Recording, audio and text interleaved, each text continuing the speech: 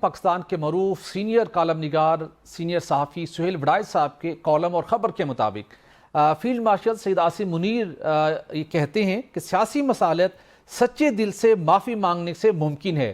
اس کے ساتھ انہوں نے یہ بھی لکھا کہ جب انہوں نے فیلڈ مارشل سے سوال کیا، مختلف آج کل چیمہ گوئیے ہیں کہ تبدیلی کی باتیں ہو رہی ہیں، تو انہوں نے فیلڈ مارشل سید عاصم منیر کا کہنا تھا کہ تبدیلی کے بارے میں افواہیں سراسر جھوٹ ہے۔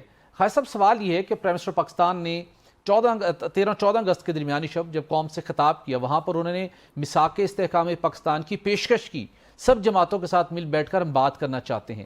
اسی کانٹیکسٹ کے اندر ہم دیکھتے ہیں کہ فیلڈ مارشل بھی کہتے ہیں کہ سیاسی مصالحت سچے دل سے معافی مانگنے سے ممکن ہے۔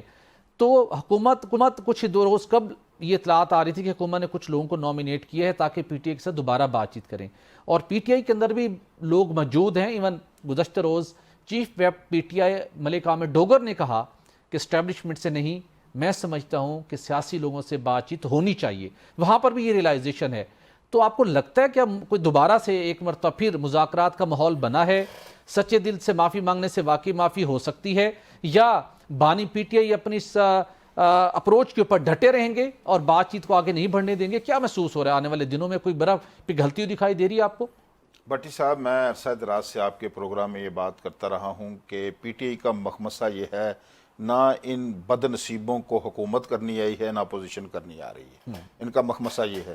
یہ جو سہیل وڑائچ صاحب نے کالم لکھا ہے آج، اس میں جو چیف صاحب کو کوٹ کرتے انہوں نے لکھا ہے، ظاہری بات ہے وہ سچی بات ہی لکھتے ہیں۔ آپ اگر وہ آرمی چیف کے منہ میں ڈال کر کوئی ایسی بات تو نہیں لکھ سکتے۔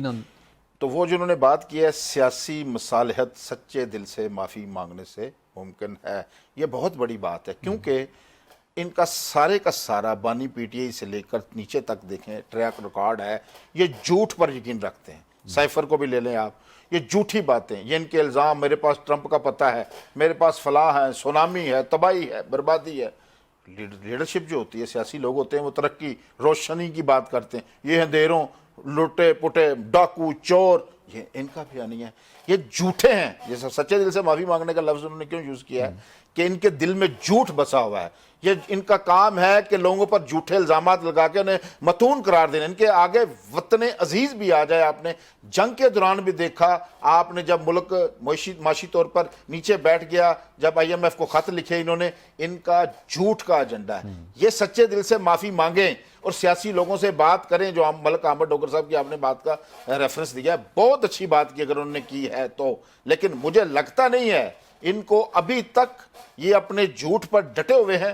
یقیناً آرمی چیف نے بالکل درست بات کی ہے کہ اگر غلطی ہوگی ہے، سیاسی لوگوں سے غلطیاں ہوتی ہیں، بار بار یہ بات کی جا رہی ہے، تبدیل ہو رہی ہے جی، وزیر اعظم جا رہا ہے جی، جو آرمی چیف ہیں ان کو صدر پاکستان بنایا جا رہا ہے۔ ریسنٹلی اسد کیسر صاحب نے گزشتہ ادوار میں جب ان کا ٹائم تھا، اس کے اندر قمر جاوید باجوہ صاحب جن کو بطور آرمی چیف توسیع دی، اس پر انہوں نے معافی مانگی، اور 9 مئی اگر آپ سے ہوا ہے تو اس میں صدقے دل سے معافی مانگنے میں کیا حرج ہے؟ کیا حرج ہے؟ تمام لوگوں نے، تمام لیڈرشپ نے، جب انہوں نے بھی آمروں کی حمایت کی، انہوں نے معافی نہیں مانگی معافی۔ آپ اس بات پہ اپنے جھوٹ پہ ڈٹ گئے، معافی مانگنے میں کیا حرج ہے؟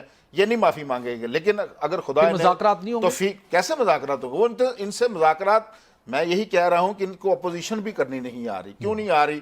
یہ مسلم لیگ نون ایک سیاسی جماعت ہے، پاکستان پیپلز پارٹی ایک سیاسی جماعت ہے، ان لوگوں کے ساتھ بیٹھیں، یہ لوگوں کو یہ گھیر لیں گے، ایک جگہ سے آگے پولیٹیکل فرد نہیں جا سکتا، لیکن یہ بیٹھتے نہیں۔ ان کا مخمصہ کیا ہے کہ ہم آرمی چیف کے ساتھ بیٹھیں، ہم اسٹیبلشمنٹ کے ساتھ بیٹھیں۔ کیا افواہیں چلائیں انہوں نے کہ آرمی چیف پہنچ گئے اڈیالہ جیل میں؟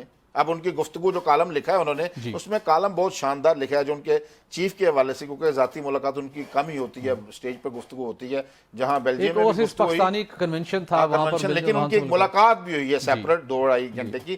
وہاں انہوں نے بڑی خوبصورت باتیں کی ہیں جو چیف صاحب نے کی ہیں۔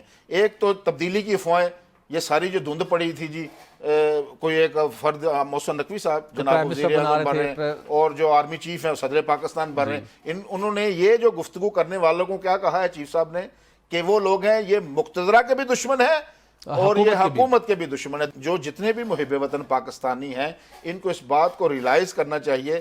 میں تو اس موقع پر سہیل وڑائچ صاحب کا بھی شکریہ ادا کرنا چاہتا ہوں کہ انہوں نے جتنے ابہام تھے اس وقت، جو اسپیکولیشن چل رہی تھی یوٹیوبرز اور جو ایکس کے اوپر جو پروپیگنڈا چل رہا تھا، وہ سارے کا سارا انہوں نے زمین بوس کر دیا۔ خیر صاحب، ہم آپ کے بھی شکر گزار ہیں کہ آپ نے بھی ان کے پھر پوائنٹس کو بہت تفصیل کے ساتھ آپ نے بیان کیا۔